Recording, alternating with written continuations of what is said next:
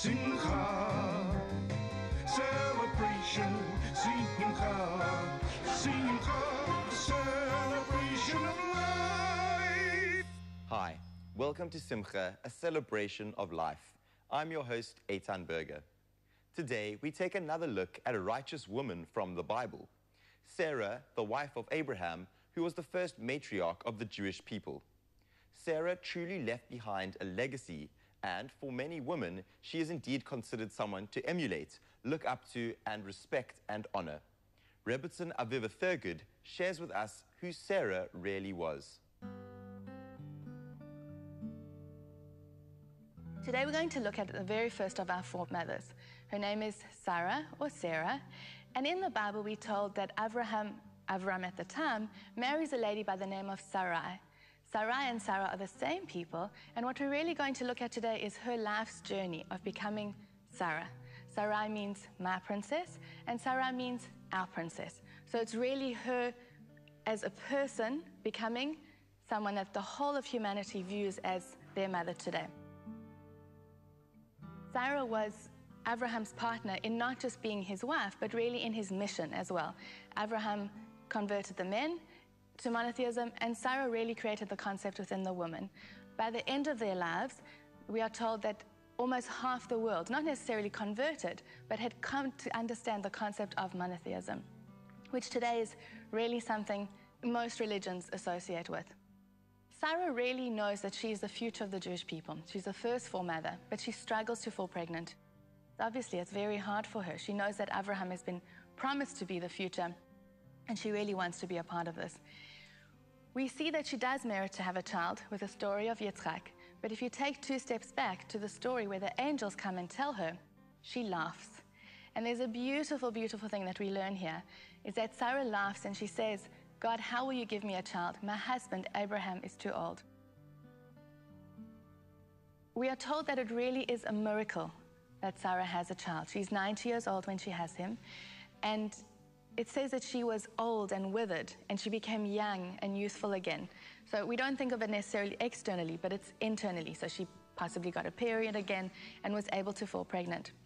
The amazing thing is that Hashem promises Abraham that he will be a blessing for the whole world. And I think we really see that in a lot of situations, even today. The polio vaccine comes from a Jewish man. There's a lot of instances where Jewish people are told to be a tikkun olam, to be healing in the world. We are supposed to be healers. And there's a midrash that says that when Sarah had her child, that deaf people could hear again, that blind people could see, and that women who couldn't fall pregnant before were able to fall pregnant. And Rabbi Wein says a beautiful thing. He says that Sarah became Sarah. She was no longer Sarai, only Abraham's princess and only God's princess, but she became Sarah, the princess for the whole world. And that was because she gave us hope. We are told that Sarah dies at the age of 127. So there's a beautiful concept that Sarah was as beautiful at 100 as she was when she was 20, and that she was as innocent and clean of any sins as when she was 7 years old. So we really have this woman who was not only beautiful on the outside, but beautiful on the inside as well. When Sarah dies, the very next verse in the Bible tells us that Abraham was old. We don't hear that he's old any other time, and it also almost seems synonymous with Sarah's death. She is known as his blessing, and she really almost gave him the energy, the youthfulness to do his life mission and his work. When she dies, she's buried in a place called Ma'arat HaMachpelah, and what's amazing is you can actually visit it today in Hebron. Sarah was buried with Abraham later. The last line that I just want to give you about Sarah and Eshet Chayil is that it says that she acquires land, that she purchases land. So when did she purchase land? They were nomads. With the Ma'arat HaMachpelah, which we discussed already, Abraham purchases that land to bury her. So it's hard to understand that she didn't physically give the money to purchase it. What we are told, though, is that we can earn something not just through physical money, but through our deeds. You have to merit to be buried somewhere as holy as Ma'arat HaMachpelah, the place where Adam and Eve were buried, the place that we still know where it is today. And that's a merit, that we haven't lost where that is. And her deeds is what purchased that land for her as well to be buried. So really, the process of Sarai becoming Sarah, the process of being just within herself and the whole world, is her sense of hope and the fact that anything is possible. Rabbi once says a beautiful thing about why the Jewish foremothers were barren. He says that even though we knew there would be a nation, nothing is a guarantee.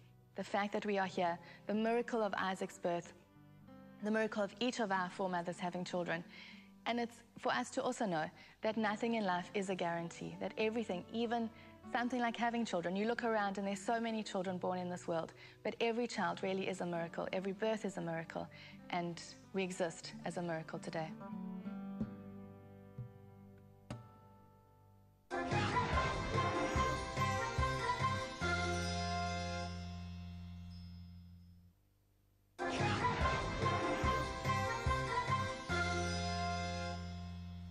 In traditional Jewish families, both Ashkenazi and Sephardi, Cholent, or hamin, is the hot main course of the midday Shabbat meal, which is served on Saturdays after the morning synagogue services. Jews from Morocco make a version called dafina, which calls for a variety of spices as well as whole eggs that turn brown and creamy during the long cooking process. Today on Sizzling with Suisa, Debbie shows us how to make this age-old dish.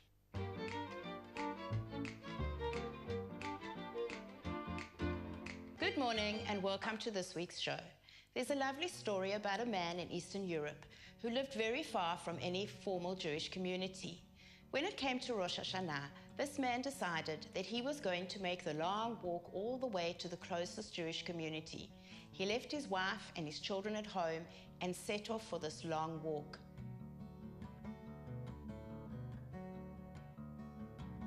Approximately 3 to 4 hours later, the man arrives at the synagogue. He walks into the synagogue, takes a talit, and goes and stands at the back of the synagogue and begins to pray with the people in the synagogue. He looks around him and he doesn't see any familiar face, and he feels very, very strange.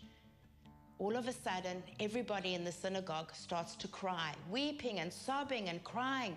And the man looks around and he wonders, what is going on? Why are these people crying? And then they are quiet. And the man looks at his watch and he realizes that he's been in the synagogue for an hour.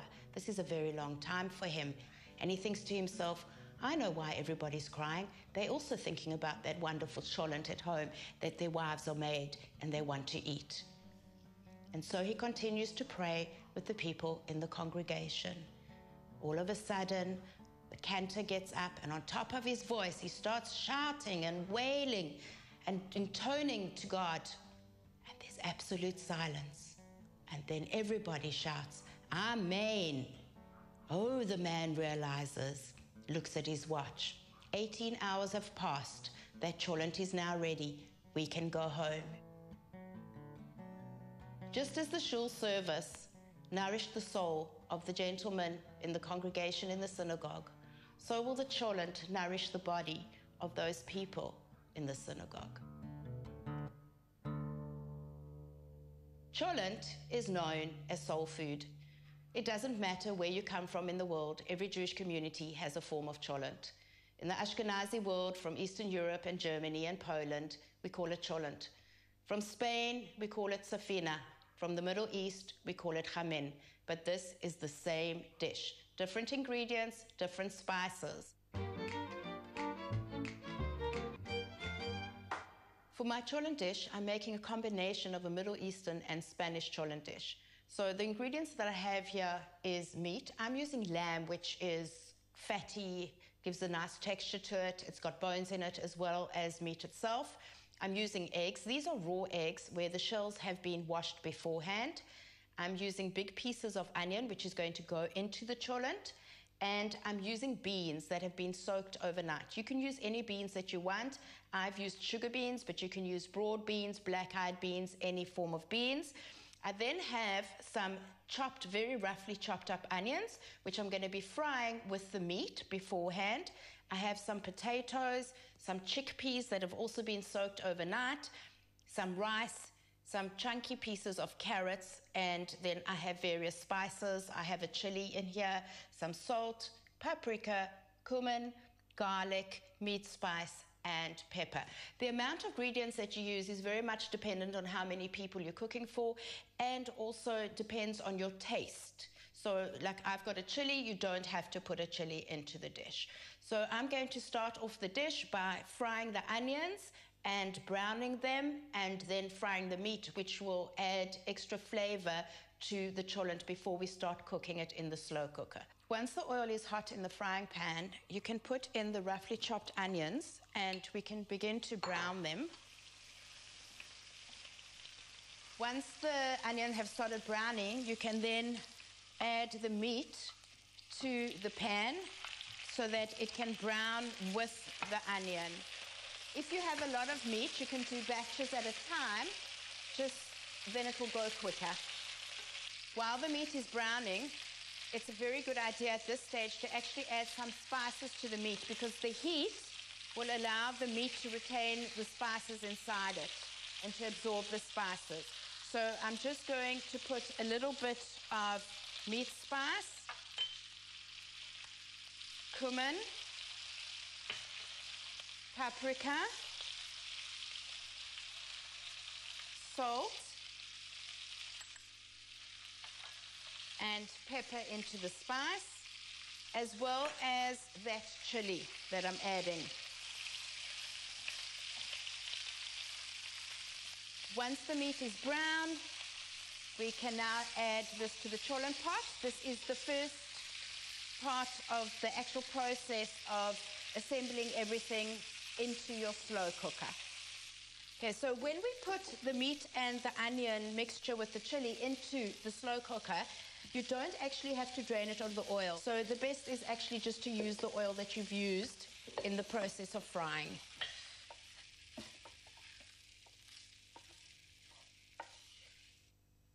Now we can start to assemble the rest of the ingredients. So what I have over here are cooking bags, and we're going to take the rice. I have approximately a cup of rice over here, and we're going to put it into our cooking bag, and then we're going to tie it at the top. But what I'm doing is I'm ensuring that I'm leaving a lot of space between the knot and the rice itself, which will then give the rice space to expand when it's cooking. In order for all the spices to infuse into the actual rice, we need to make little holes in the bag, but not big holes, just little holes. You don't want the rice coming out, so you just need to make, with a sharp knife, a few holes in the bag so that the water can actually go into the bag. And we put that into the side of the cholent pot, and then the next cooking bag we will put the beans into, the beans that have been soaked overnight, and we also put that into the bag, and we put some holes in to ensure that the spices will enter that. Then we have the rest of the ingredients, so we can put in our big pieces of onion. We've got our potatoes that we can put in, our carrots.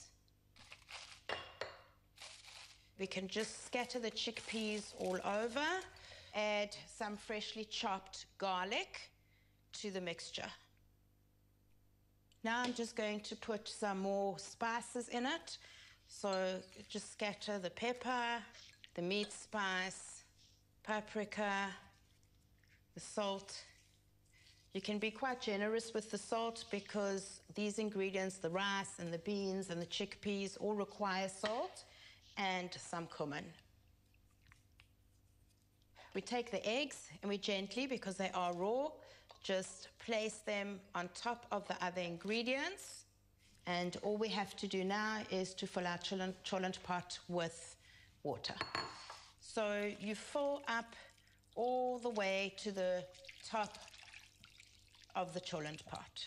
You cover the cholent pot with the lid, turn it onto a low heat. Remember that this is going to be cooking for approximately 18 to 20 hours. And you leave it, and you can go and get on with your other preparation for Shabbat. In a couple of hours' time, your home will be smelling fantastic. It has been 21 hours later, and the smell of the chamin is permeating the space. So Now it is time to serve it for Shabbat lunch. As I said earlier, the Sephardi chamin is very, very different to the Ashkenazi chamin because we serve everything differently in separate bowls. So first we'll take out the rice and we will just snip the top of the rice bag and empty the rice out into the serving dish. Because there were holes in the rice bag, which is the cooking bag, all the spices and the flavors from the chamin have now gone into the rice. Now we will be serving the eggs, and this also goes into its own dish. Then I will be serving the potatoes, and you can always take the carrots and put it in with the potatoes.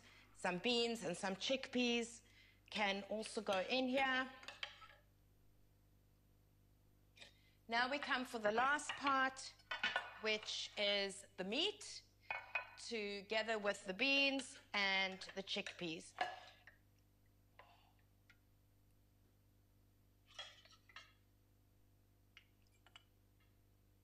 The eggs have been cooked whole. You just need to peel the shells off them. You can see the beautiful color of the eggs. This is typical Sephardi brown eggs. Now that the chamin has been put into different bowls, it is time to take it to the table for serving.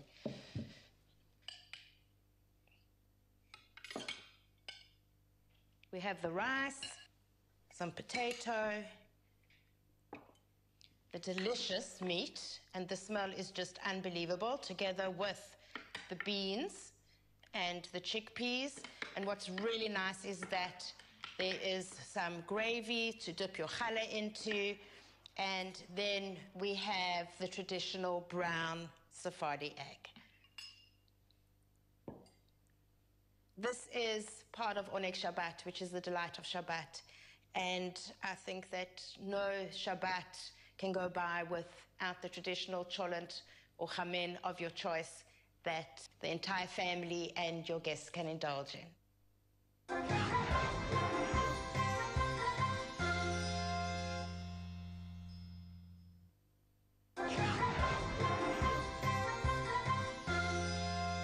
We learned about Sarah earlier, and now in our series on righteous men of the Bible, we learn about Aaron, the brother of Moshe Rabbeinu, or Moses. He was the first Kohen Gadol, high priest, and hence the patriarch of all Kohanim, the priestly tribe. Rabbi Cannon elaborates on Aaron's most notable personality trait, that of a peacemaker.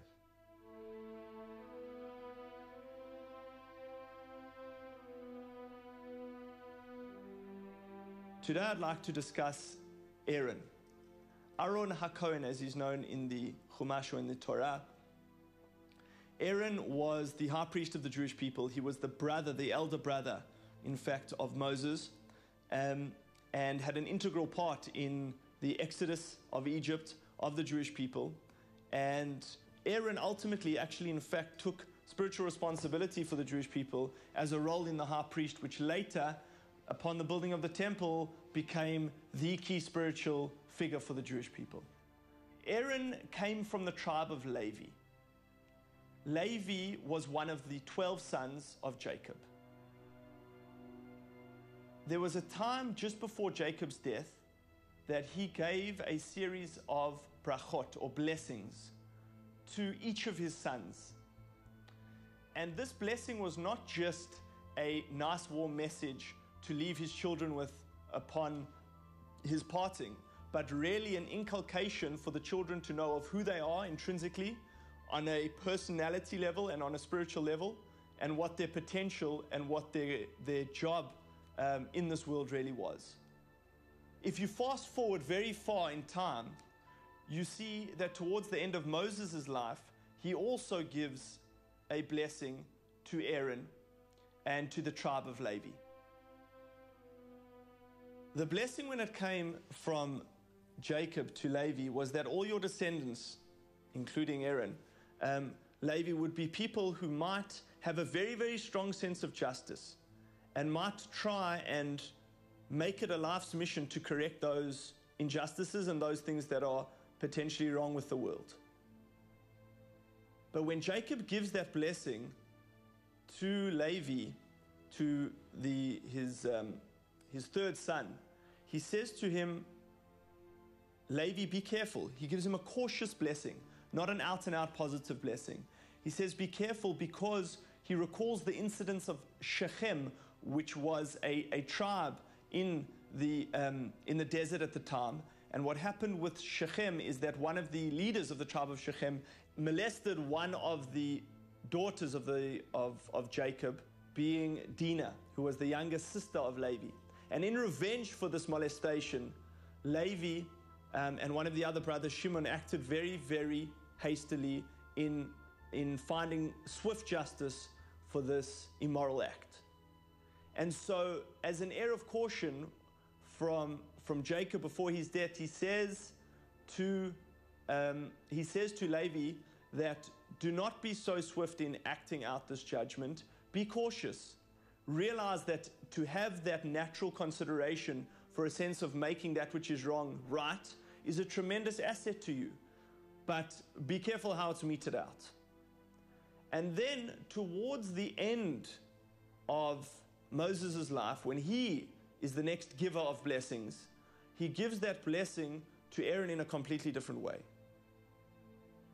To the tribe of Levi, there is now a blessing that they should be like Aaron, a lover of peace and a pursuer of peace. So what's interesting here is what changed. So Aaron realized that a much better way, in fact, of achieving those same ends, it's not that he wasn't true to himself and gave up those ends. It's just a much better way of achieving them is through connecting with people, through making peace between people. And he was almost to the fact where it became his life's mission to simply find an ability for people to find common ground as opposed to find places of friction. And in that, he realized, this is a method that is far better to achieve justice in the world, to achieve peace in the world, is through bringing people together as opposed to picking out their flaws or looking for a very rapid-fire justice solution.